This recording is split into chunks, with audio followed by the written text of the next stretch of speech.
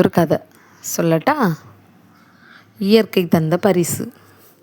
ஒரு அடர்ந்த அழகிய காடு, பூக்களும் மரங்களும் நிறைந்த காடு. அந்த காட்டில் பறவைகளும் விலங்குகளும் மகிழ்ச்சியோடு வாழ்ந்து வந்தன.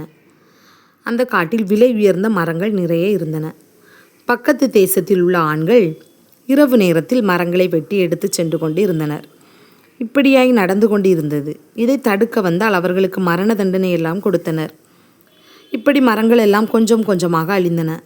விலங்குகளும் பறவைகளும் இரை தேடி கூடு தேடி வேறு இடங்களுக்கு செல்ல ஆரம்பித்தனர். இயற்கை அன்னைக்கு கோபமும் வந்தது. மழை இல்லாமல் அந்த கிராமமே பஞ்சத்தில் வாடியது போல் ஆனது. வறண்டு போனது. கடைசியாக ஒரு மரம் மட்டும் இருந்தது.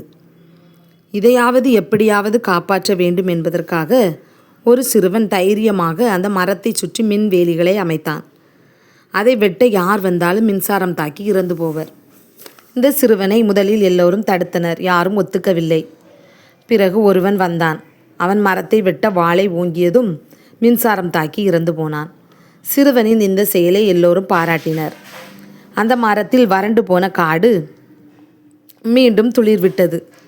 இயற்கை அன்னை மகிழ்ந்தாள். வானம் சிரித்தது. மழை சோவென பொழிந்தது. என்ன நண்பர்களே, இயற்கையை பாதுகாக்கணும், இல்லையென்றால் நம் வருங்காலம் அழிந்து போய்விடும். சரிதானே?